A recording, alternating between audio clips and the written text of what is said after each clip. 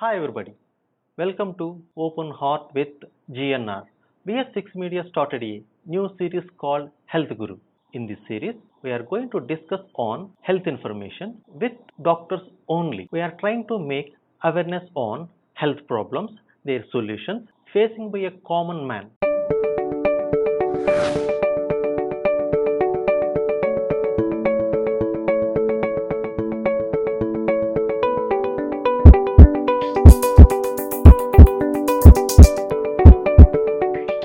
Today, we are going to talk with leading fertility specialist who has given tons of smiles and defined happiness to infertility couples. He is none other than Dr. Amit Shah. He has his own fertility center, APS Nursing Home, located in Hadapsar, Pune. We are trying to get full information related to infertility problems and solutions in his words. Now we are with Dr. Amit Shah. Namaste, sir.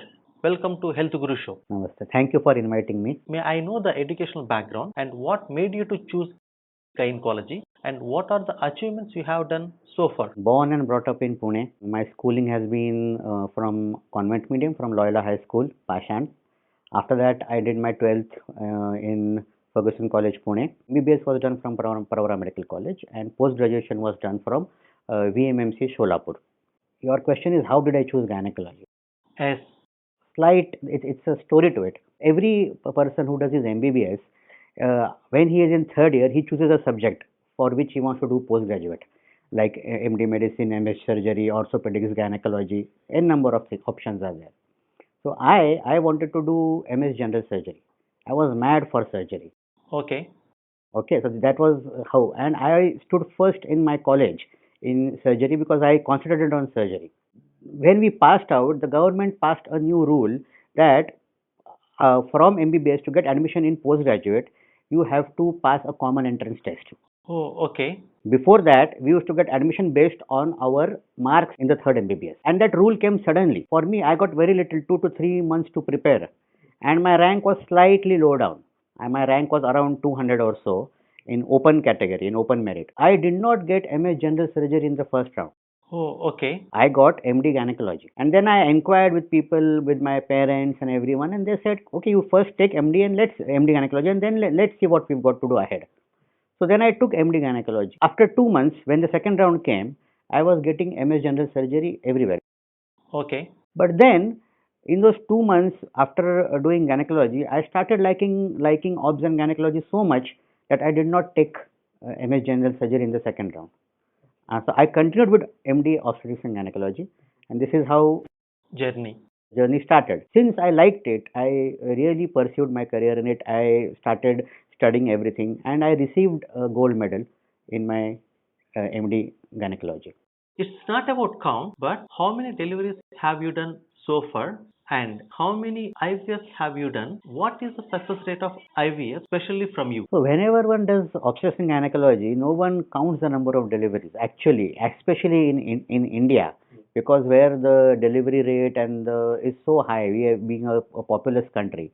So there must be around 15-20,000 deliveries which I must have performed up till now, including normal deliveries and cesareans. As an individual person, I started practicing IVF since 2010. Okay. Okay, so before 2010, I was working with senior people, not as an individual, but I was learning IVF. Yes. My MD passed in 2005. 3 to 4 years, I started learning infertility, IVF, ICSI, laparoscopy. All this I learned in these 3-4 years. And 2009, 2010, I started my own. 2009 probably, I started my own practice. And probably from 2009, I must have done around 9 to 10,000 IVF cycles. Okay, that sounds great. Worldwide, the success rate for IVF is around 45%. And our success rate here is around 50 to 55%, you can say. Okay. Which is pretty good as per the international standards. How normal pregnancy will occur? Good question. See, so before starting infertility, whenever I give lectures to common men or lay people who are non-medicals, so the first thing is they should understand how a normal pregnancy happens. For that, you should have knowledge about the female reproductive tract. Okay. Now, this is the female reproductive tract where every lady has got a uterus. She has got 2 fallopian tubes, the ovaries, and this is the vaginal passage. Okay. So, A normal lady has got a cycle length of around 28 to 30 days, right? That means what? Around 14th or 15th day of her cycle, she ovulates. Ovulates means the egg is ruptured from the tube and it comes into the fallopian tube. Now, once the egg ruptures and comes into the fallopian tube, it remains alive for 24 hours only. Okay. If at that time the couple has unprotected intercourse, then the sperms they fall here. Okay.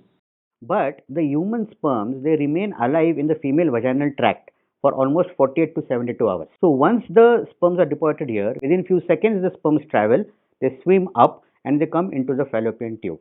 This is the fallopian tube where the egg and the sperm meet and the first zygote or the first baby is formed here. Okay. In fallopian tube.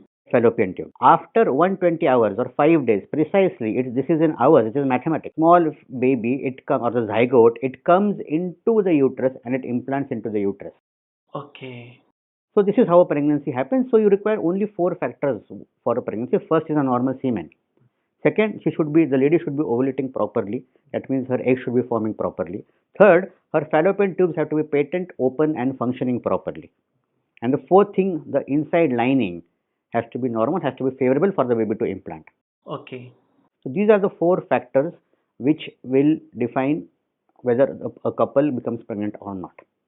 And this is how a normal pregnancy happens. In general, what is the percentage of getting pregnancy without consulting doctor? This is a very important question and people should know this.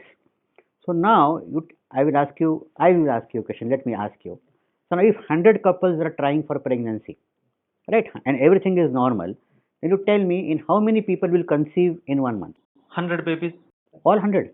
I mean, suppose everything looks normal. Mostly they will expect 100 babies. So that is absolutely wrong.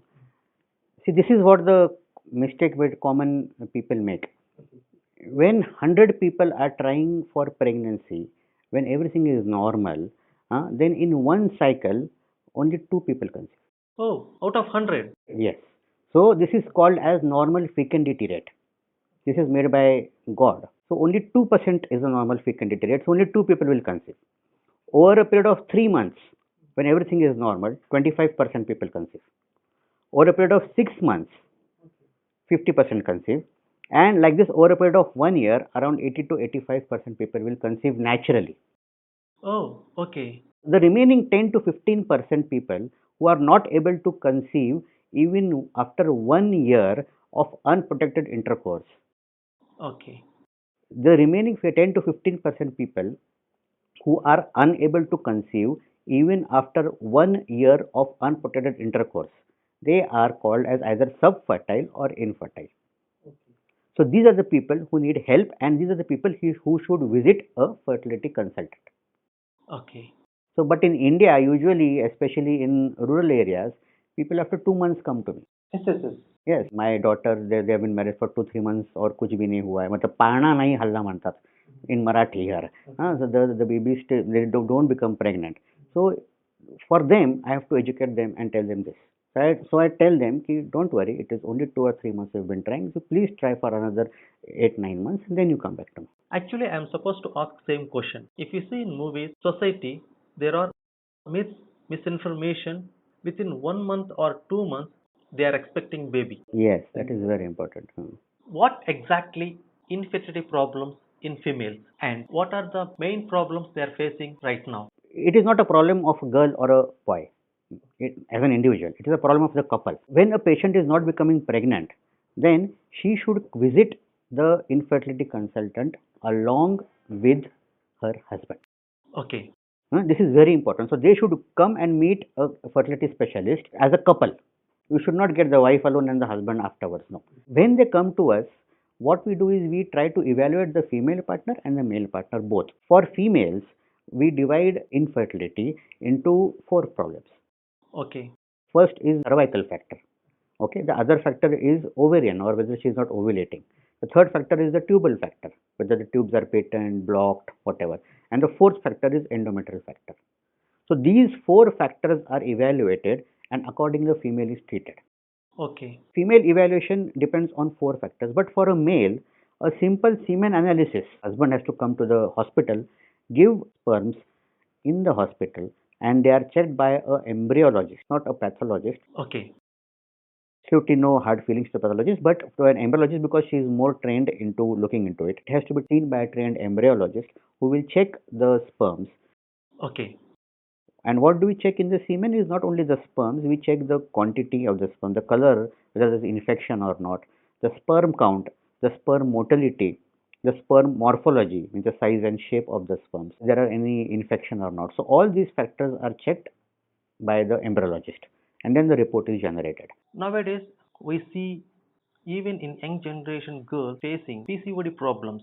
Is it really causes infertility problems? PCOD is now, you can say, endemic or a pandemic problem like corona. PCOD is a metabolic problem. So every third or fourth woman or a girl I am seeing has got PCOD. Now what is PCOD? PCOD is called as polycystic ovarian disease. The girl is not able to ovulate properly. Okay. Means what? The ovary is slightly bigger than a normal ovary, what we call as bulky ovary, and small eggs or the cysts are arranged around the periphery of the egg.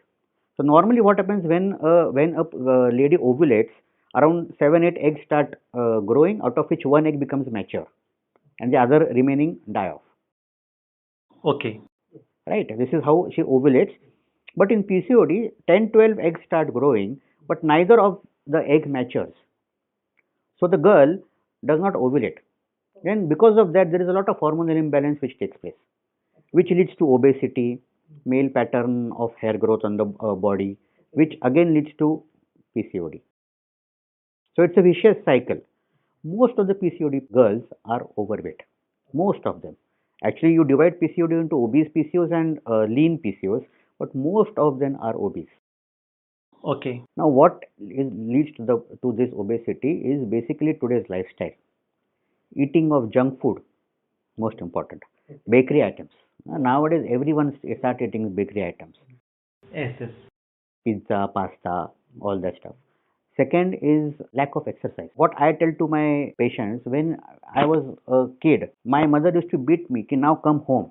Yes, that's true. We were playing outdoor games. But today's children, we have to tell them, stop watching TV and mobile and go and play outdoor games. Yes. So this is a lifestyle change, and this is seen by everybody. Yes. So there is no exercise. So that exercise, it leads to weight gain, it leads to obesity. It starts from childhood obesity, and then it accumulates and it starts developing PCO. Okay. So PCO is currently one of the major reasons for infertility. Okay, because the girl is not ovulating, which can be managed, of course. Most of the females actually, when they're trying to get pregnant, the doctors will say you have cysts or fibroids they have. How it will generate? Cysts are small fluid-filled sacs which are collected in the ovary. Fibroids are tumors. Tumors, they are benign tumors, not cancerous. Benign tumors which are attached to the uterus. So the fibroids are attached to the uterus, whereas cysts are in the ovaries. So these can be very easily diagnosed, very easily on a simple sonography. And the sonography is called as a transvaginal sonography, where the sonography probe is put inside and you can see the ovary and the fibroids very easily. So it's a very simple non-invasive test which is called as transvaginal sonography, which is available with most of the infertility specialists, in fact all infertility specialists. What is the pelvic inflammatory disease? How it affects female organs? PID is something in gynecology. PID means pelvic inflammatory disease. It is a disease of women within the reproductive age group. So people who are having sexual intercourse, they may have some sort of infection which affects. Usually a chronic infection, usually caused by organisms called as chlamydia, okay, or some STDs, sexual transmitted diseases, STDs like gonorrhea, okay, syphilis. Syphilis is now very rare, where gonorrhea is also very rare, but chlamydia is still one of the commonest organism which causes PID. It is a chronic infection. Yes. The organisms ascend from the cervix, from the vagina, the cervix, uterus, fallopian tube, okay, and this is how they damage the fallopian tube and the reproductive organs. Okay, so this is usually transmitted by sexual intercourse. Okay, by some sort of infection which occurs. Okay, so this is called as pelvic inflammatory disease, and it usually leads to in reproductive age group it can cause infertility. Okay. And in patients who are pregnant or who have completed their family, it can cause white discharge. Okay, sometimes cervical erosions, which can be very painful. Okay, and later it may lead to the ultimate thing is it can cause the obstetrician may advise hysterectomy to these patients. You mean to say transferring from male to female? Yes, so usually a disease because of multiple sexual partners, or sometimes it can be due to infection or infection during delivery. If the patient has delivers in an unhygienic place, or home delivery, like which is still prevalent in many rural places, Yes. that infection usually ascends. It's an ascending infection and can cause PID. What are the polyps in uterus? What are the symptoms? How to do diagnosis and treatment? Polyps are small endometrial outgrowths like this. Small endometrial outgrowths like this, which usually occur like this in females due to hyperestrogen. This polyp will act as a copper T. So when the zygote comes and starts implanting, this polyp will act as a copper T and will not allow the zygote to implant. You understand? More so, sometimes it causes spotting in between, intermenstrual spotting. Okay. Sometimes pain, very rarely, sometimes irregular bleeding. All these are the symptoms of patients having polyps. So polyp, if the patient is unable to conceive, polyp should definitely be removed hysteroscopically. Hysteroscopy means you put a small camera from here, okay, you distend the uterus with normal saline and you just remove this polyp. Are they related with cysts? Polyps are different, fibroids are different, and cysts are different. Fibroid is a tumor of the uterine muscle. Oh, okay. Cysts are in the ovary. Okay. And polyps are in the endometrium, inside the cavity, which is endometrial outgrowths. What is the endometriosis? How we can do diagnosis and treatment? Very good question. I was not expecting this from you actually. Studied. SS. So endometriosis is a disease. It's a bad disease. If someone affected by endometriosis, it does not go. It is a chronic disease. Now what happens usually when a lady menstruates, and what happens, this endometrial lining, this is shed off. Okay. Right, and she menstruates. Now in endometriosis, what happens, this endometrial lining, it starts developing either in the ovary or behind the ovary. We call it as pouch of Douglas. So it starts developing there, and when every menses, when the lady menstruates, she bleeds, this also starts bleeding. Wow. You understand? So when this bleeds, this does not have way out. Yes. Only one way out. This bleeds, it has way out. So this stays in the body. And this causes a very intense reaction. The body reacts to it. Right? And then there are a lot of adhesions there. So the intestines come and stick there. Okay? N number of organs are there nearby, or they come usually and stick there. This is called as pouch of Douglas. It's very clean. It forms adhesions in the pouch of Douglas. Okay. Sometimes it causes endometriotic cysts, what we call as endometriomas. Okay, so these are endometriotic cysts which happen here. Okay.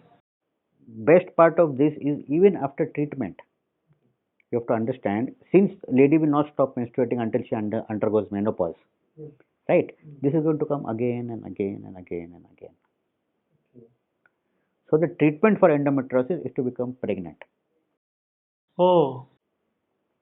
When she becomes pregnant, she will not have menses for almost a year. 9 months of this pregnancy and 3 months of breastfeeding. So for a year, she will not be menstruating. So when she does not menstruate for a year, this endometriosis starts shrinking. The treatment is to stop menses. Okay. Other than that, there is no solution. There is no treatment. You operate, but even if you do a very good job, there is some % of chance which the endometriosis recurs. Wow. So the treatment for patients who are trying to become pregnant is you treat endometriosis, and within 6 to 8 months or 6 to 9 months she should become pregnant. Okay. Otherwise, then the endometritis starts recurring, and it is very painful also. After delivery also it will continue? Yes, till the lady is going to menstruate. Too much painful. Yes, it's a very bad disease to have actually. Okay. Here I want to say one point, sir, to my viewers. Hi males, please try to understand how much problems and pains most of the women they are facing, they going through while pregnancy, before pregnancy, after pregnancy. Just now sir said, so their entire life they are going to take that type of pain, respect women. What are the scar tissues and adhesions, its symptoms, and how we can do diagnosis? What is the treatment for that? Adhesions are usually due to some infections. Now, in India, due to endometriosis, in India, still one of the reasons for infertility and infection still is tuberculosis. So, every couple who is trying to conceive, most of the infertility specialists take an endometrial biopsy and check for tuberculosis. Okay. Tuberculosis nowadays has got very varied presentations. One presentation is absolutely everything is normal. There is the couple can the lady can have tuberculosis, but still she may not have any symptoms. Okay, so you just take an endometrial biopsy and check whether she has got tuberculosis. So tuberculosis and PID, so both chlamydia, what I was saying, both of them usually cause adhesions or scar tissue, scarring of the tissue, which leads to adhesions inside. So these adhesions are usually diagnosed by laparoscopy. Okay, so infertility, you can say infertility management is not complete without a good laparoscopy. So infertility and laparoscopy should go hand in hand. Okay. Understand? So a doctor who specializes in infertility should also specialize in endoscopy, gynec endoscopy. It is very important. That is hysteroscopy and laparoscopy. Just now you said hysteroscopy. Can you give a brief introduction about that? Hysteroscopy is usually done on two things. It is usually done on OPD basis and as a day care procedure, which is done without anesthesia, or it can be done under short general anesthesia. Now, without anesthesia means the hysteroscope is a very small 2 millimeter or 3 millimeter scope, which is usually passes from here. Okay, this uterine cavity is distended with normal saline. Okay. Okay, and you come and see the uterus from inside, where you can see all the walls, the anterior wall, posterior wall, the left lateral, right lateral wall, all the walls of the uterus can be seen. You can see both the tubal openings from inside. Okay, and while coming out, you can see the cervical canal. So the uterus as a whole is visualized by doing a simple hysteroscopy, which takes not more than 5 minutes in good trained hands. For our viewers, can we get live videos? Yes.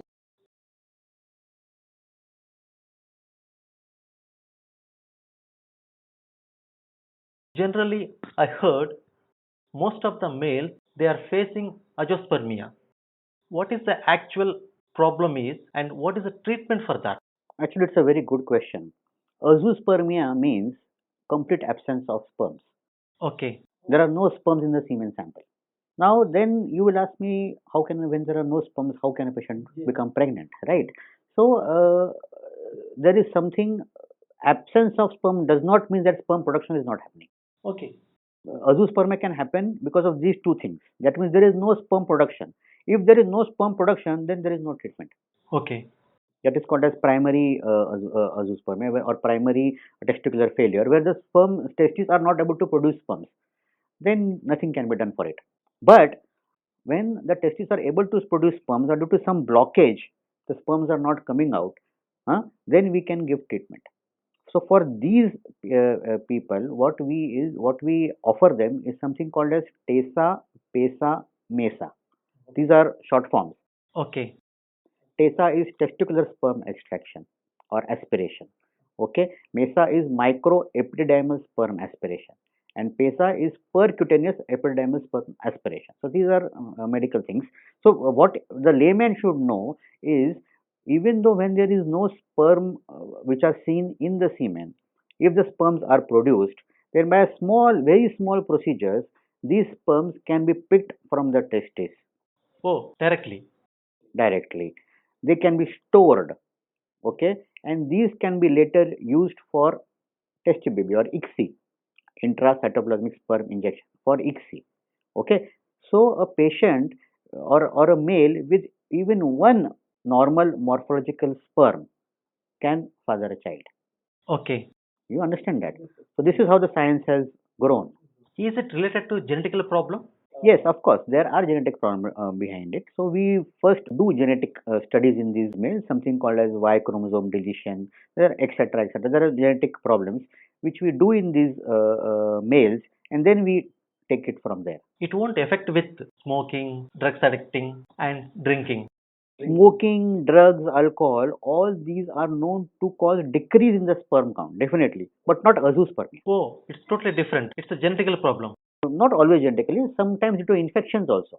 If there is infection which occurs and the pathway from where the testes are produced the sperms and the sperms are coming out. Yeah. So in that pathway, if there is some infection and there is a blockage, like how there is blockage in the tube, so like that, sperms cannot come out, but they are produced.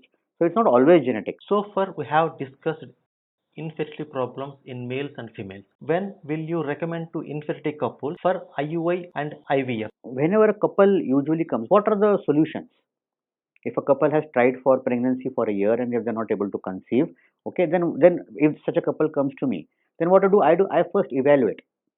Now evaluate means what? I see whether these four factors are normal. I do a semen analysis.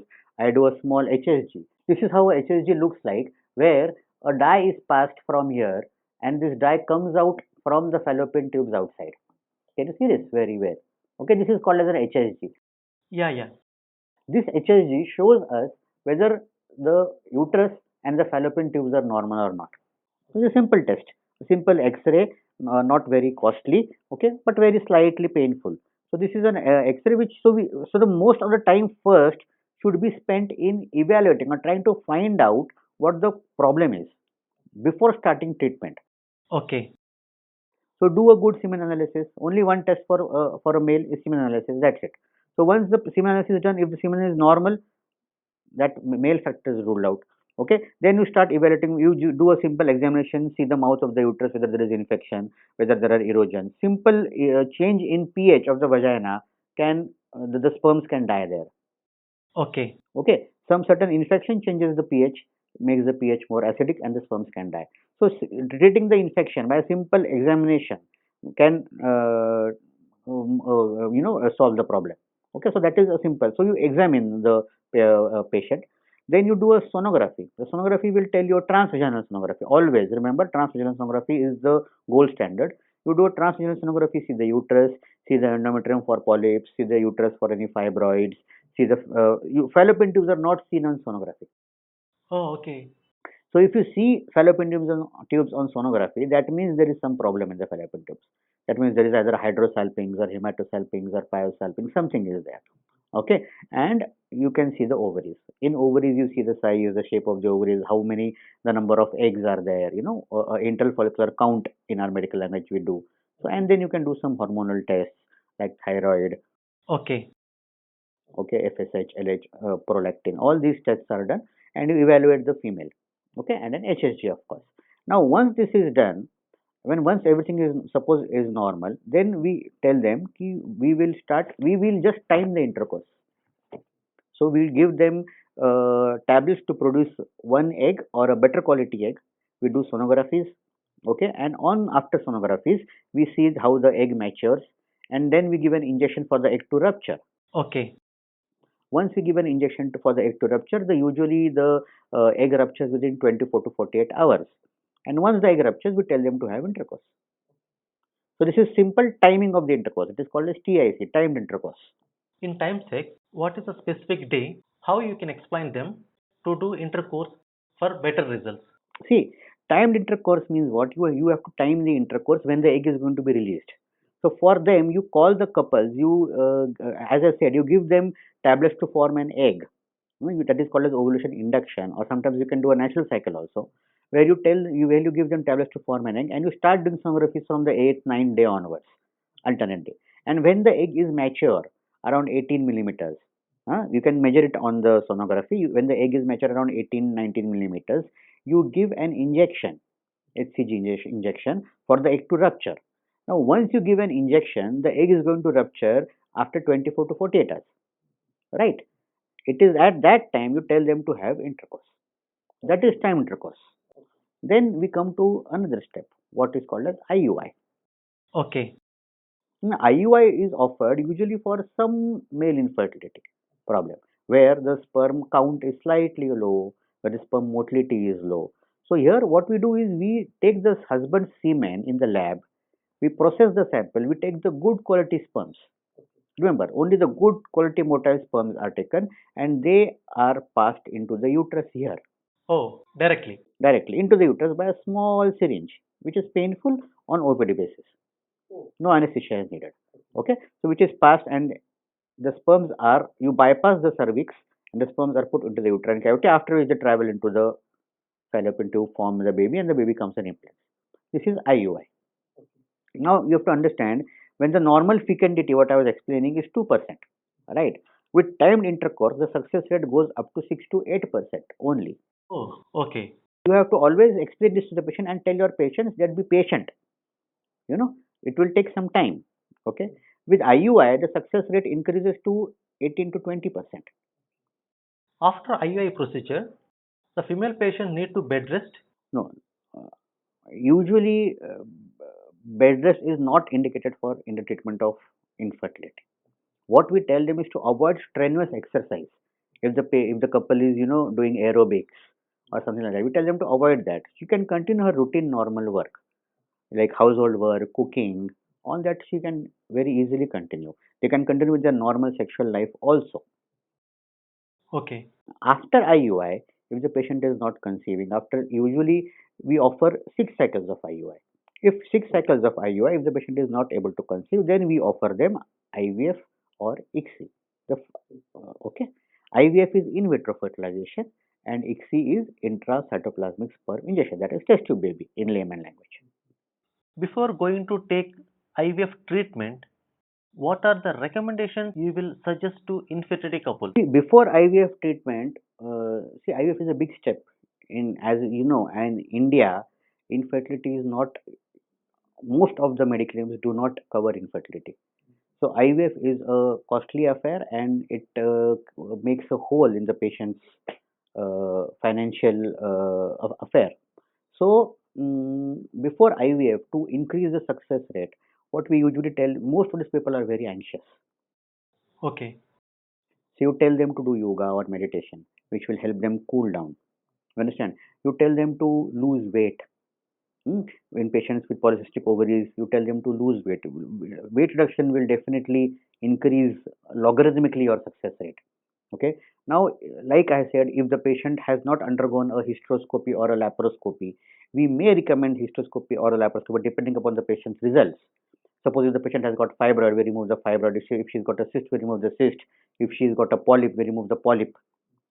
So either a laparoscopy or a hysteroscopy is advocated, and then the patient, or if she's got an endometriosis, that is fulgurated. So all these things are done prior, and then the patient is posted for IVF.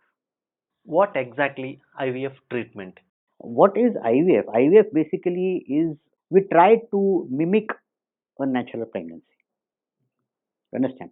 Like I said, we mimic a natural pregnancy. That means what? We give the lady many injections where she forms multiple eggs. The aim is to get around 7, 8 eggs in one cycle. So 3, 4 eggs here, 3, 4 eggs here. Now, before the egg ruptures and comes into the fallopian tube,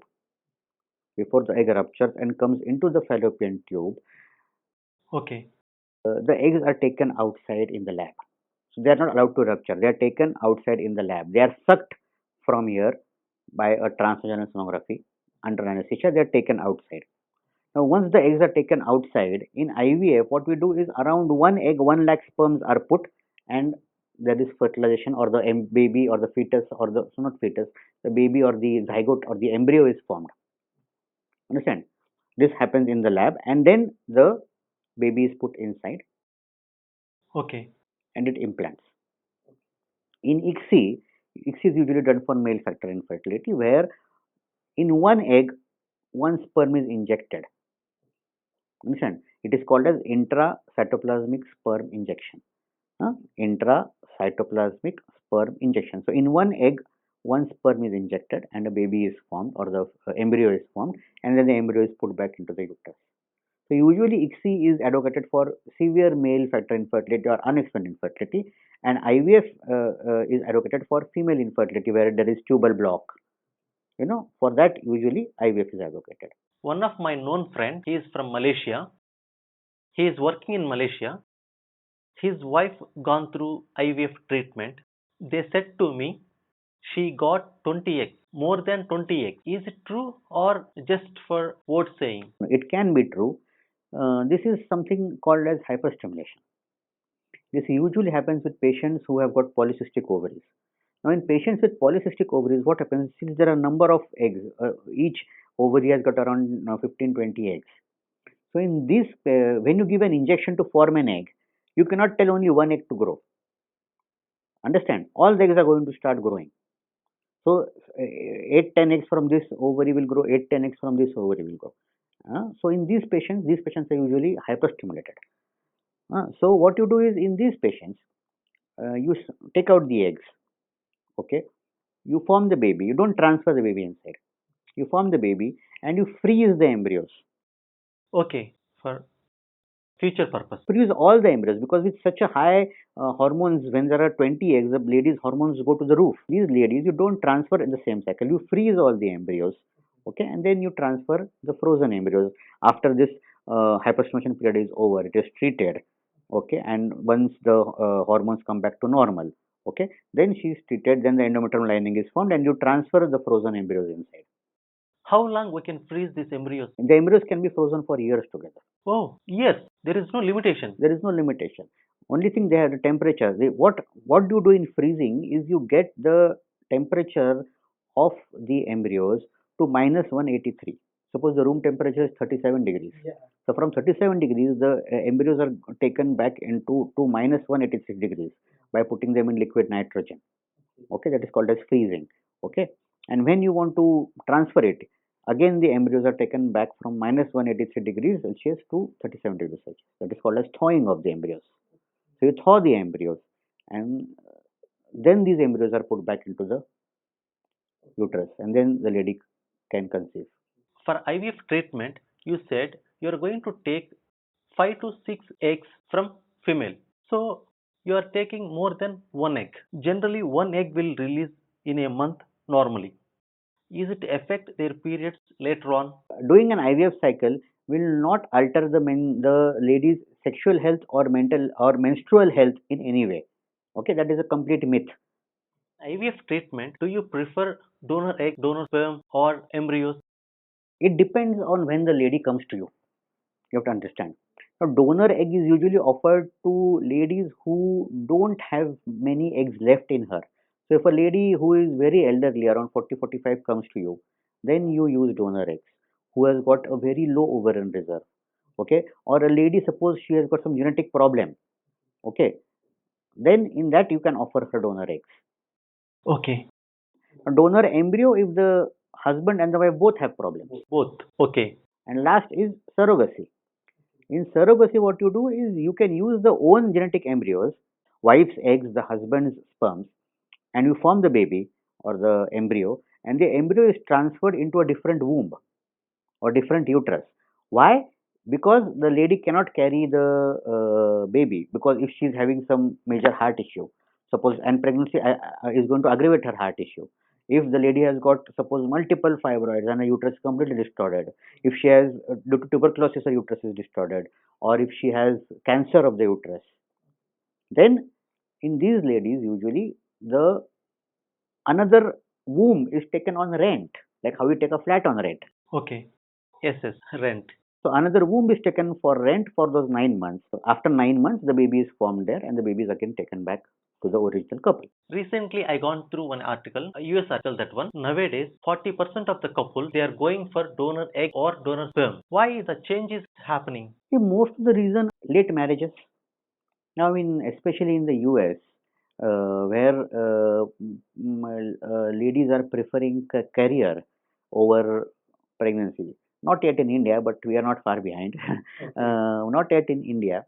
where the ladies usually career oriented, and by the time they are settled, what we say, they are usually past 40, 42, 43. She may not conceive, or even if she conceives, there is a chance of genetic abnormality in the baby. Okay, as the age advances. So all these things taken account, they usually prefer donor eggs. I've heard IVF treatment cost. People are saying it's very costly. Why it's really cost or doctors are putting on patients? Can you guess how much does an IVF setup cost? Roughly 10 lakhs or 15 lakhs. No, multiplied by 10. You mean 1 crore? Seriously? So the IVF equipment cost, if you want to do everything from the IVF OT, this is, I'm talking about the equipment cost, not the cost of the place. It's only the equipment cost. You understand? The equipment cost for IVF will cost around 1 CR, where you do the IVF OT, the IVF lab, all the equipments. So most 90% of these equipments are not made in India. 90% of the equipments are imported. Even the IVF media is imported. Oh, you are importing. Yes. So the IVF media where the embryos are growing, they are also imported most of the times. Okay, you understand that. And usually what we are importing is from Sydney IVF. Australia. Okay. Imagine a person setting up 1 CR with only equipments. The place, the rent is different. The staff, uh, everything is different. The embryologist charges are different. The media charges is very costly. Media, because the media is also imported. What is the media, sir? You are saying 2-3 times. Media means what? Where the embryos are growing, where the baby is growing. You collect the egg, you don't put it in water. Yeah, right? How can you put it in water? You put it in the media. Right? So that media, there is putting the eggs in one media, the different media. For the eggs to grow, once the baby is formed, they are put in different media. You collect the sperms, there is a different media. Okay. You understand? So all these medias, what we call, where the and these medias are what? These are the fluids which occur naturally in our body. The contents are natural. So what I have to remember, we mimic a natural cycle, and the better you mimic, the more the success rate. Okay. So in all these media where the babies are put, the eggs are collected, the sperms are collected, the baby grows, they are incubated. Incubated means they are put in the proper temperature with oxygen, carbon dioxide, and nitrous. Everything they are given. So all these gases where they are grown, these equipments they are very costly. Okay. Because of that, it's expensive. Because of that, the IVF cost is high. What is the success rate of IVF? Starting of this interview, you said 40 to 50%. Why it's happening? Worldwide, remember, see, we are not God. Yes, of course. Human beings. You have to understand that. Okay. Now, success. What is in the doctor's hand? The doctor in our hand is you take the egg, you take the sperm, you form the baby, and then once you put the baby inside, then your arrow has been shot. We don't know. You try to shoot the arrow, right? But we don't know whether how many will hit the target. Okay. So we try to mimic everything as per nature. Like we exactly take 120 hours after the embryo comes. We go up to day 5, the blastocyst. Okay, you come up to that time. You put the embryo into the uterus. But then after that, what chemical locha happens, you don't know. Actually, recently I seen in newspaper, I think it's Delhi or Hyderabad. The IVF center doctor, they are giving 100% assurance. I will give you the kids for this treatment. And one more thing, they are giving assurance on male babies. Is that true? No. See, first of all, male female is prohibited as per Indian law. You can be behind bars. Huh? This is a PCPNDT Act, Preconceptional Postnatal Pre-NDT Act. Now, due to this, we cannot do it by law. Now, in IVF, it is very difficult to predict the sex. Okay. There are very few centers in India, probably which you can count in the fingers of one hand, where you do a embryo biopsy and then you can take know the sex of the child. Now, embryo biopsy that is also prohibited as per Indian law. You can do embryo biopsy only if there is genetic problem. Okay. Suppose husband and wife have got thalassemia. So to see that this baby does not have that thalassemia gene, you can take a biopsy. You understand? But you cannot do it to see the sex of the child. That is prohibited, and it is absolutely, I do not advocate it. What about 100% success rate? No, that is also that is a marketing and it is false. It can never happen. Come on, tomorrow will you tell that you can cross the road 100% without any accident? Can't. You cannot. Anything can happen. So how can you give a 100% guarantee? Understand? So it is a marketing gimmick, and I tell patients, I sincerely appeal to these doctors that do not do this, and patients also should not fall for this gimmick. It is not possible. You have to be honest with your patients. Okay. That is the basic ethic we should follow. Viewer, so this is just trap. If any IVF doctors say 100% guarantee, please don't go into that trap. When will you recommend BHCG test after embryo transfer? Beta FCG is usually recommended 14 days after the embryo transfer. So once the beta FCG indicates whether the patient is pregnant or not. If the beta FCG is more than 50 or 100, that means the patient is pregnant. For better results, before BHCG, after embryo transfer, which sleeping position you will recommend? Which food will give best results? See, there are as such no sleeping positions or where which are recommended for after embryo transfer. But we say that if you lie on one side, either on the right side or on the left side, the blood supply to the uterus is slightly better. Especially that is usually we say when the patient is pregnant. But for non-pregnant or when we do the embryo transfer, the uterus is very small. The patient can sleep in any position. Doesn't matter. That doesn't matter. So these are all myths. These are all myths, absolutely. When you will consider IVF pregnancy will be normal pregnancy.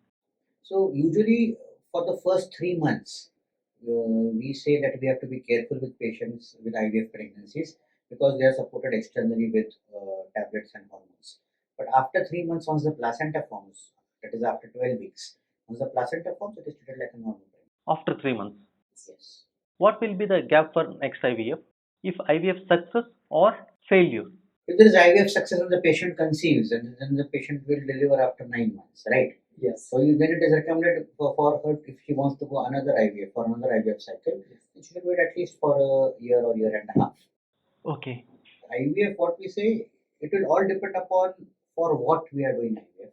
Okay, first, and second, what is the patient's age? Okay, and what is her ovarian reserve? Now, if the patient has delivered and wants one more baby, and the patient is very elderly, suppose she is 30 or 39, okay, that means definitely her ovarian reserve is less. Yes. Then they should be advised to plan pregnancy early. Okay. So probably you can say after a year. Okay. But if the patient is 24, 25, okay, then you can tell them to wait for 3, 4 years also. Not an issue. 3-4 years. Yes, because then if she is 23, then after 3 years she will be 26. Okay. So there is not going to be much difference. Okay. Right. But suppose we have failed IVF, and we have done embryo transfer, the patient is failed. Usually we wait for 2 cycles, 2 menstrual cycles, that is 2 months. Okay. Ideally, and then you can do transfer again. In IVF pregnancies, more miscarriages compared with normal pregnancy. Is that true? Not really. See, the miscarriage rate with IVF cycles or patients who become pregnant with IVF is almost the same as that those who conceive naturally. Okay. There is no really difference. Miscarriages, you can see there may be some cases patients who have got PV bleeding or PV spotting. You understand? No? These patients may have problem. Couple got first baby with the help of IVF. After that, there is any chance to get normal pregnancy? Yes. Now, suppose you are doing IVF for a patient who has got unexplained infertility. The patient has no absolutely. You do whatever you are doing, and the patient is not becoming pregnant, and then this is called as unexplained infertility. That means both the husband and wife don't have any problems. Okay. Okay. And then you do IVF, the patient conceives. Okay. There are many times that these patients can conceive naturally after a year. Okay. Okay. So one of the reasons what I believe is IVF, gets the cycle rolling. Everything from the brain to the uterus to the tube, that cycle becomes normal. Okay. After IVF. So they can become pregnant, definitely. Is there any specific sleeping positions during the pregnancy? Yes, yes. Usually after 3 months or 4 months of pregnancy, since the uterus becomes big, uterus becomes from a pelvic organ, it becomes an abdominal organ. So it is at that time the uterus is going to press against the aorta. Our main aorta is the main blood vessel which comes from the heart, right? It comes from the heart. It divides into two parts. Yes, the iliac vessels like that. So the uterus presses on the aorta. Okay. And sometimes the blood supply can decrease. No, once it presses, it compresses. So if the patient sleeps in a lateral position, so either on one side, left lateral or right lateral, that means the uterus pressure on the aorta decreases and the uterus is tilted, right? Because the pressure comes on the side. So then, left lateral or right lateral position is recommended when after 4 months of pregnancy. Any health food diet during the pregnancy, and especially some people will say, hey, don't eat papaya, don't eat pineapple, grapes, especially banana also. Some people they say that. These are all myths actually. Very rarely it is said that raw papaya or kacha papaya, that is the only one thing, it acts as an abortifacient. Abortifacient means which promotes abortion. So that is what is recommended is raw papaya should be avoided, but even raw papaya when eaten in very huge amount, it may cause problems. Eating one plate of raw papaya, 200 grams, 300 grams is going to cause nothing. Okay. So this is a myth actually. So you can actually eat everything, all fruits. Okay. Now suppose the patient has got diabetes, then we tell them don't eat mango, don't eat grapes, don't eat bananas. So, but if a normal patient is normal with absolutely no health problem, she can eat everything under the sun. So you are recommending they can eat seasonal fruits. Yes, all seasonal fruits are recommended. What we tell them is to avoid junk food and unhealthy food. You don't want them to eat Chinese on the road. Yeah, people. Exactly. You don't want them to eat pastas, and you don't want them to eat pizzas, and you don't want to eat stale food. So yesterday's food today morning. We don't advise that. Twin pregnancy, how it will occur?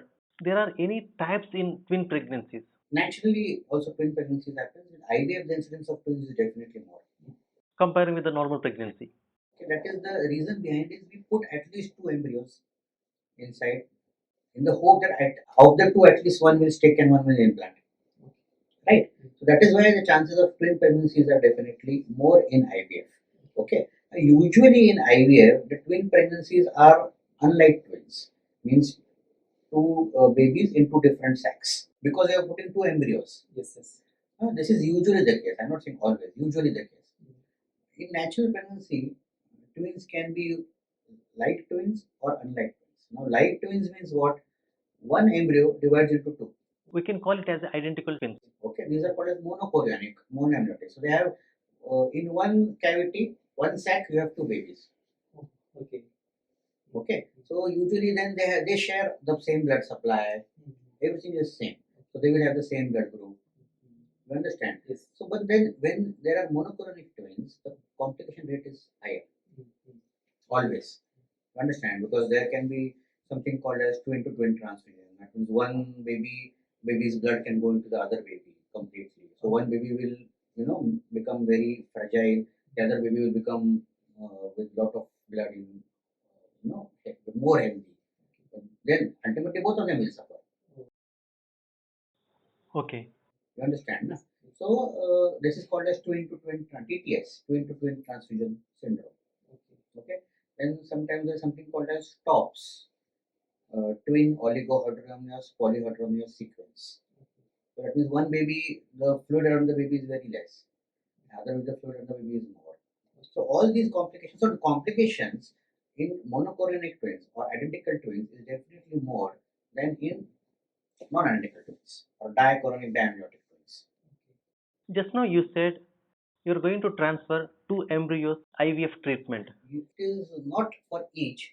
Nowadays the norm has come of SET, that is single embryo transfer. In foreign countries especially, they are going for SET, where there is called a single embryo transfer. See, what we as Indians or in Indians, what we do is the success rate of single embryo transfer is said to be slightly less. You can say to the tune of 35%. But now in foreign countries, like in European countries, most of the European countries, the patient does not have to pay from the pocket. Yes, insurance will cover. There is insurance coverage for most of them, especially in all the European countries. It is insurance coverage. So the patient does not have a pinch on his forehead. Foreign countries, patients are not told to take bed rest after IVF. 2 or 3 days rest and then they start working. But in India, since it is not possible Okay.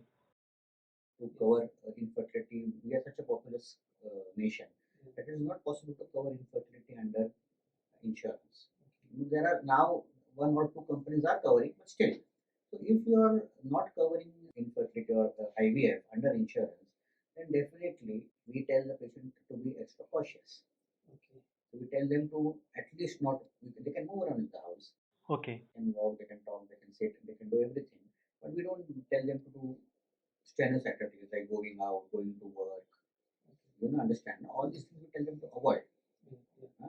Because, and since we want the patient to become pregnant, we transfer to at least 2 embryos. So that in the hope that out of 2, at least 1 will stick. You suggest or you recommend or you feel good if IVF treatment also will cover under insurance. See, there are really some people who come selling their land, selling their house, and then coming. Because infertility is still a taboo in India. Yes. So my request to all the viewers, you should not treat infertility. Having a baby is not the end of the world. It is for the viewers that infertility should not be treated as a taboo. Yeah. Where then what happens? The couple, they avoid social visits, avoid family get-togethers, because everyone asks, "Arey, still you don't have a baby. Yes. 5 years marriage, 7 years. When are you going to give good news?" Yes. This is very common. Let the couple decide what they want to do. Yeah. Yes. Yes. Agreed. Totally agreed. I feel the couple can be happy even if you don't have a baby. Viewers, if any one of you insurance company you belongs to, please try to recommend you can add the IVF cost and test tube baby cost in your insurance policies. Please do that for infertility couples. What is the polyhydramnios and oligohydramnios? See, what is polyhydramnios means when around the baby there is fluid. Now, when the fluid is more, it is called as polyhydramnios. When the fluid is less, it is called as oligohydramnios. So both are not good. When usually fluid is more in patients who are diabetic, in patients who have got some anomalous babies. It is that way. So we always rule out diabetes and any anomalies. However, if both of them are normal, then sometimes it can be a normal variation also. Okay. The problem with polyhydramnios is since the uterus is big in size, there are chances of early delivery, preterm delivery. Understand? The brain does not know that the baby is 37 weeks. What the brain decides is it decides upon the size. Understand? The polyhydramnios means the uterus was bigger in size. So even if the baby is 36 weeks, the uterus will see that it is 38, 39 weeks. And then it will start labor pains. That is how the brain does not know it is 40 weeks or 38 weeks. Brain will decide upon the size. Okay. Understand that? Yes. So that is how. So polyhydramnios, there are chances of preterm delivery, chances of heavy bleeding after delivery, which is called PPH, chances of Caesarean sections, more chances of Caesarean section. That is polyhydramnios. Now, oligohydramnios, what happens in oligohydramnios? Since the fluid around, what is the role of fluid around the baby? The fluid around the baby acts as a shock absorber. When there are labor pains, the uterus contracts. This fluid around the baby acts as a shock absorber. When the uterus contracts during labor and the baby is delivering, since there is less fluid, the shock absorbing process has gone. So the blood supply during contraction becomes less, and the baby can go into distress. Understand? So fluid around the baby is also an indication when the mother's blood pressure is high, or what we call as PIH, pregnancy-induced hypertension. So in that case also there is low fluid around the baby, or there is called as IUGR, intrauterine growth retardation. Complications of pregnancy, which should be dealt with, and it just shows that the chances of cesarean delivery are increased in these babies. Gynecologist can identify that. So the patient comes with pain. We definitely warn them. We will try to, but we do not do anything to beforehand. At the most, what we can do, we can give some tablets to prevent preterm contractions. That is at that most we can do.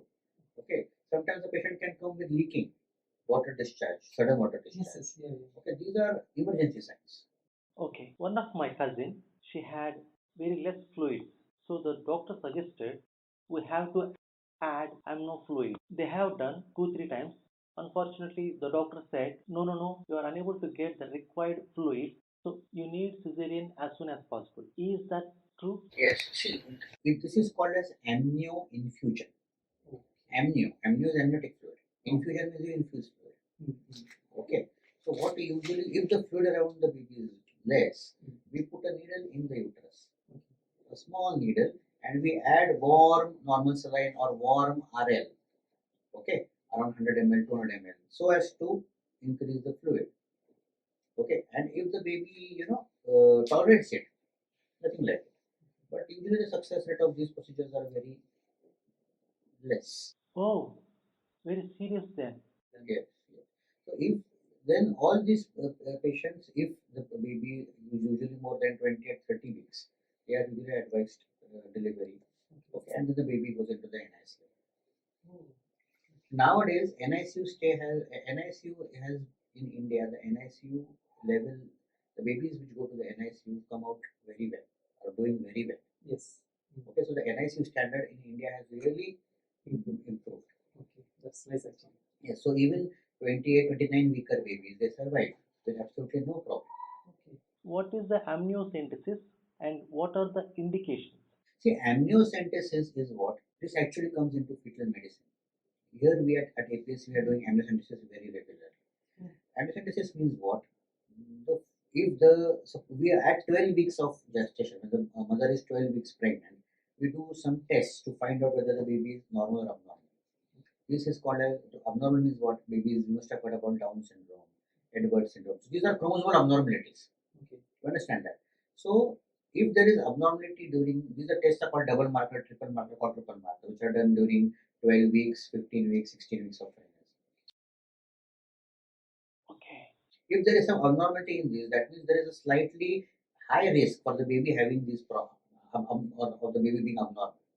So what we do is at that time we put a small needle in the uterus and we take out some around 15 to 20 ml of amniotic fluid. Okay. So this amniotic fluid contains the baby's cells, the skin cells, all these cells this fluid contains. So these cells are then checked for anomalies. Okay. So that their genetic study. So ultimately the baby genetic study is done, chromosomal study. Okay. And if that report comes normal, it means the baby genetically normal. Yes. So it is a very nice way to find out whether the baby is abnormal or normal. Okay. Similarly, coronary pilus biopsy. The coronary pilus biopsy is slightly more invasive, okay, where it is done between 10 to 11 weeks of pregnancy, okay, where a needle is inserted into the chorion. It is amnion and chorion. There are two layers of the during pregnancy, and the coronal tissue is taken and it is sent for checking. Okay. Okay, so it is a more invasive test. Amniocentesis is a less invasive test. Okay. Nowadays, there is another new test which has come, which is called as NIPT. Oh, NIPT means what? They collect mother's blood, and from mother's blood, they remove baby's cells, Okay. baby's blood, and then they check the baby's blood. And that is a new test which has come, which is very less invasive. Yes. You just take 5 ml of mother's blood and you send it for checking. okay. So you recommend these two for your patients? Yes, so NIPT is recommended if there is double marker or triple marker test show high risk. Okay, then only. Then only. But suppose if NIPT comes borderline, then the ultimate test is amniocentesis. Okay.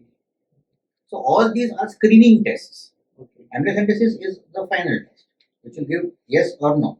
What is the fetal cryotyping and when it's needed? Fetal karyotyping means what? Suppose at you do a sonography and you find the baby is abnormal. Yeah. Even though you have done double marker, triple marker, your baby is abnormal. Then what to do is you send the baby, you abort the baby is abnormal, you abort the baby, and you send the baby for checking, the skin of the baby or the placenta for checking, and that is called as fetal karyotyping. Means you check all the 46 chromosomes Okay. to find out what abnormality the baby has. That is fetal karyotyping. Because depending upon that report, then you can offer karyotyping to the parents, to the mother and to the father. And to see, couple is offered genetic counseling there. You said 2 to 3 times double marker test, triple marker test, and what they does. It is a blood test. Okay. In double marker, they check two PAP-A and HCG. These are the two tests which are done, and these are plotted. Their levels are plotted on a graph, Okay. and then they can tell whether the baby is a high risk baby for Down syndrome or not. Understand? So it's a graphical presentation. Both together. Double marker has two values. It is between 11 to 13. Triple marker has got 3. Quadruple has got 4 markers. What role of thyroid hormone in pregnancy? Thyroid is required for every day-to-day hormone.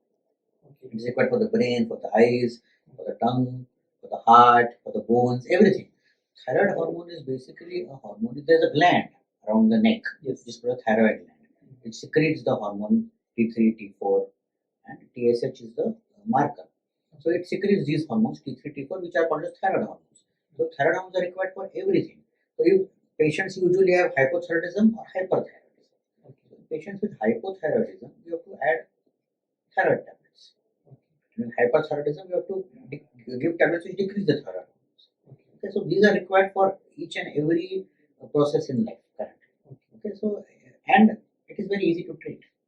So just give tablets. During the pregnancy, nausea and excessive vomiting. So why it's happening in early pregnancy days? See, first 3 months there is going to be nausea or vomiting. Okay, if there is no nausea or vomiting, then I am worried. Oh, Yes, because when there is no nausea, then sometimes patients can end up in abortion. okay. When the patient comes and says, Doctor Sahab, I have got a lot of vomiting, मुझे कुछ खाने को नहीं हो रहा है, I'm not able to eat, I'm happy. I tell them enjoy that. It's going to be, it is normal. Okay. So at that time I don't do, I need not do a sonography and check also. I know the baby is going to be healthy. Okay. Nausea and vomiting is a sign of pregnancy in the first trimester. It is due to the beta HCG hormone. Oh, okay. Since the beta HCG hormone goes high, so the peak of nausea and vomiting is between 8 to 10 weeks of pregnancy. And after 10, 11 weeks, it decreases. Okay. You mean the sickness is common? Normal. Good sign. Okay. Yes. In 8th month or 9th month of pregnancy, is swelling of legs is good or bad? See, there is some amount of swelling is going to be there. That is normal. Okay, so that is called as physiological. Means which is normal. Okay, and it is usually due to some low proteins, due to pressure on the great vessels, as I said, as the pregnancy increases. So that is normal. But sometimes it can be pathological and signs of less protein intake, hypoproteinemia, then signs of PIH, pregnancy-induced hypertension. Okay. Then these are, so if the blood pressure is normal and if the patient has swelling, you need not do anything. Okay, tell the patient to walk properly, tell the patient to do some exercise, tell the patient to take a high protein diet. It's normal. What is the pregnancy induced hypertension and what precautions have to take? The short form is PIH, which is called as pregnancy induced hypertension. Now in PIH, what happens? There is improper placentation. Oh, placenta. Means the problem is the placenta is not properly burying in the uterus. Okay. That is the reason. So there is actually nothing we can do to prevent PIH. Understand? The aim is to identify it as early as possible and to prolong the pregnancy as much as possible. So for which you can give the patients good diet, high protein diet. You can add RG prime granules. RG, these are natural vasodilators. And if the BP becomes high, then you can add antihypertensives. Can we identify the Down syndrome during the pregnancy? Yes, double marker. If the double marker is high, Again. it identifies Down syndrome. But even I'm seeing few people who are suffering with Down syndrome in developed countries. See, sometimes you have to understand all these tests are not 100%. Okay. There is a limitation, a 98%, 99% sensitivity, right? Or even in developed countries, if the patient has not taken proper treatment, this can happen. Why there is a stretch marks in pregnancy on abdomen and what causes for itching? See, stretch marks are basically what? The since the skin is being stretched, so there is stretching of the skin which leads to white marks. Now these stretch marks can be, it's not only on the uterus, it can be on the inner thighs, on the buttocks, underarms. Since the pregnancy causes a lot of changes in a woman. Okay, so stretch marks usually, once they are formed, they are permanent. So in the initial stages, when they are forming, there are certain creams and lotions which are available. Before they form, you should start applying them. Okay. So once they are formed, usually they are permanent. Oh, we can't. You can't. They usually never go. So stretch marks, if you identify a female, stretch marks is a sign of pregnancy. Is safe sex is good in pregnancy, especially in IVF? Yes, there is no problem in having sex in pregnancy, and especially it is recommended during the second trimester, means after 12 weeks. Okay, and what we recommend is there are different positions for having sex. We usually tell them the woman to be on top, so that she can decide the force with which sex happens. Understand? So that is a better position. How to prevent miscarriages during the pregnancy? Especially more miscarriages are happening in first trimester. See, usually miscarriages happen in the first trimester only. Now, there are causes of miscarriages. First is genetic abnormality in the baby. If the baby is genetically abnormal, the nature itself does not allow it to grow. The patient, it stops the heartbeat, okay, and there is a missed abortion. Second causes of miscarriages are if there is what we call as immunological causes. The immunological causes are something which can be treated and prevented. Okay. What do you mean by immunological causes? Immunological causes means there are certain proteins in the mother's body which makes her blood more hypercoagulable. Means what? It clots early. Okay. Now in the first trimester, the blood supply from the mother to the baby is through very small blood vessels. Yes. Very minute blood vessels which are seen under microscope. So if the blood clots in those blood vessels, the blood supply from the mother to the baby stops. So how the baby will not survive. So that is called as immunological cause. Okay. The third cause is any uterine abnormalities. The shape of the uterus is abnormal. If the uterus has got a septum in between. Okay. If there are two uterus. Okay. So that is one cause. Okay. And the last cause is infections. Now infections, usually what we do are viral infections called as TORCH group of infection. Okay. TORCH, TORCH, which stands for Toxoplasma, TO, Rubella, C for CMV, that is cytomegalovirus, and H for herpes. So these are the viral infections which can lead to abortions. Just now I heard one new word, two uteruses. Sometimes what happens is a lady, when the uterus, see, you have to understand the development of the uterus. When a baby, a female girl is being formed, the uterus starts forming from two sides. Half uterus from this side, half uterus from this side. And then it meets in the between and it forms one normal uterus. Okay. Sometimes due to developmental anomaly, if the uterus don't meet, then the lady has got two uterus, one on this side, one on this side. Okay. Okay, if it meets partially, then they have got a septum in between. Okay, so there are various these are developmental abnormalities which take place. Okay. So these are usually associated with kidney abnormalities also. Okay, you understand? Because the kidney and the uterus start developing from the same bud. There is any treatment for that? No treatment. Actually, if there is a septum, you remove the septum. But if there are two uterus, you cannot do anything. Then the pregnancy happens in one uterus, which only one uterus goes, second uterus remains like this one. Now, in these patients with two uterus or something like this, they usually have chances of preterm delivery because the capacity of the uterus is not half uterus is not like the same. Yes. What is the duration of full term pregnancy? 37 weeks from the last menstrual period is a full term pregnancy. Okay. What is the preterm delivery and its complications? Delivery happening before 37 weeks is called as preterm delivery. So complications, usually what are the complications? That the baby goes to the NICU. The baby, since only the lungs of the baby are not mature at that time.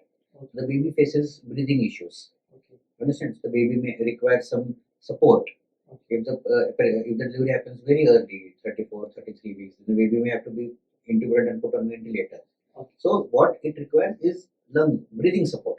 Okay. What is the role of blood thinner in pregnancy? See, as I said, now I told before what are the immunological causes. Yeah. Now suppose the mother's blood is hypercoagulable, then in these cases it leads to recurrent abortions. For which blood thinners like ecosprin, aspirin, and heparin, low molecular heparin are used. Okay. Are there any future problems in cesarean delivery and in normal delivery? See, normal delivery is a natural delivery. The patient will have labor pains, and the patient, see, there is labor pains are the strongest pains in the world. There is nothing which is more than labor pains. Understand that? So labor pains, it is said that it's a normal delivery is the rebirth of a mother. Yes, that's true. We should respect that. There is got a lot of the lady goes through a lot of pains, and then she delivers. Okay, but then the mother recovers also very faster.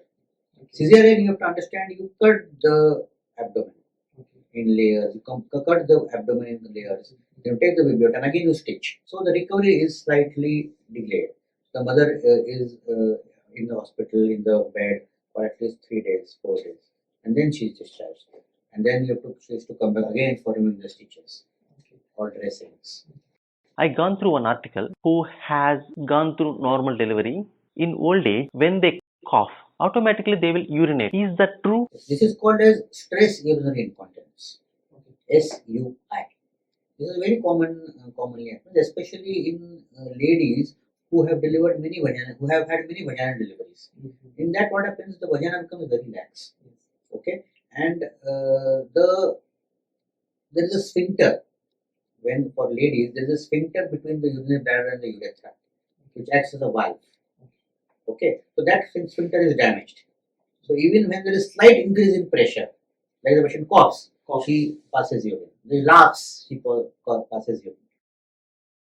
It is a social problem for which there is treatment. Okay. Simple treatment. You have to just put one sling around that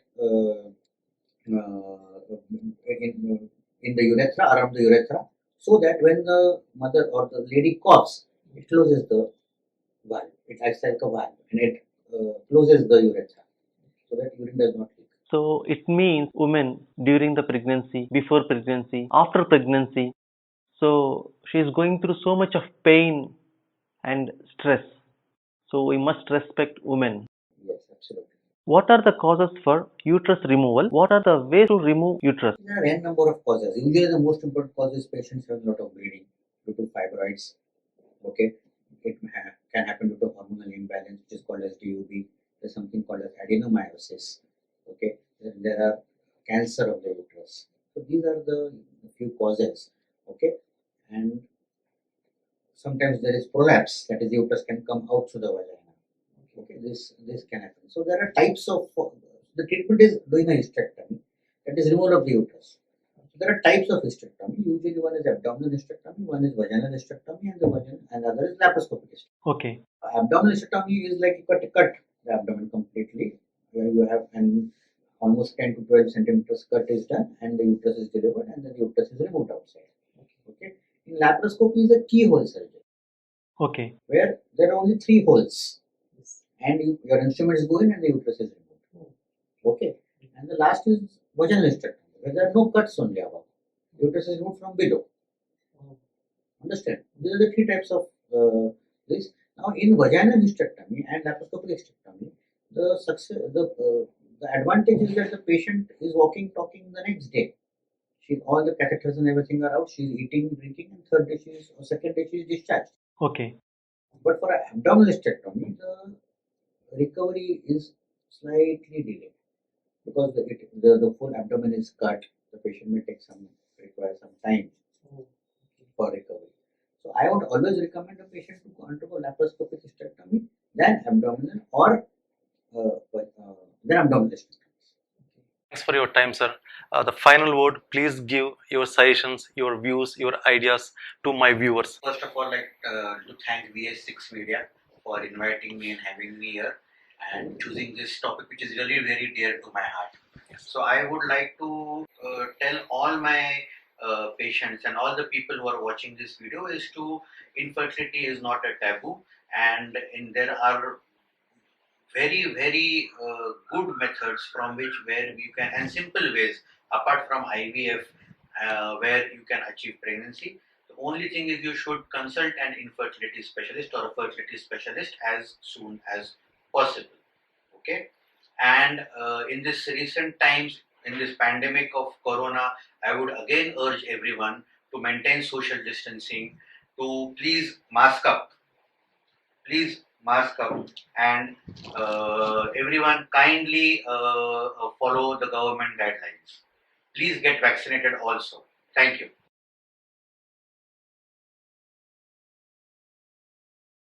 Everybody, she is my daughter, Rehat Kurdatta, and I guess after God, the one person I'm thankful to for giving me her in my life is Dr. Amit Shah, which I'm thankful to, like, from the bottom of my heart. Every day when I see her smile, I think of Dr. Amit Shah, and I still have that tube from which she was, before after embryo transfer, Dr. Sangeeta had given me the tube key. This was your baby. In this tube was your baby, and I still, even yesterday, I was seeing the tube and I was like, Rehat, you were in this, and now you are like this. The whole team was very warm with us. Sister Nekhat, Dr. Poonam Shah, Dr. Amit Shah, and it was like my pregnancy, I've gone through lots of ups and downs.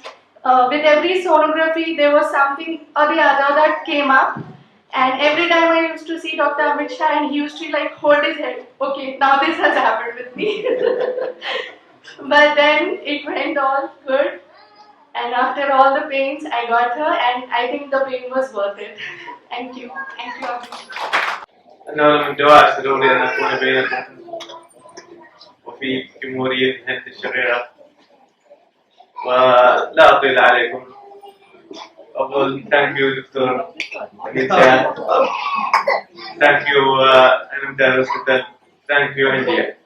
I'm extremely grateful to Dr. Amit Shah, Dr. Poonam Shah, Dr. Shantabai, and they took great care of me. The entire staff of Vaginal Hospital, especially the IVF center staff, they took great care of me for the full 9 months, and the result is in front of you. Everything. We had gone to many doctors, but we didn't get any result. I did an IUI for about 6 to 7 times. Many doctors. Unfortunately, one of my family friends, she told me go to Amit Shah. The first time when I went, I was so depressed. Still, I remember. Suddenly, I asked him first thing to see, sir, will I be getting a child? He told me, don't worry, be positive. You will get. I told him, may I have some disadvantages also? He said, no, don't worry. Then afterwards, in first result only we got a baby. And I thank doctor and the full team, because my case was a very difficult case. It was a challenging case for a doctor, and I still remember he was so tense.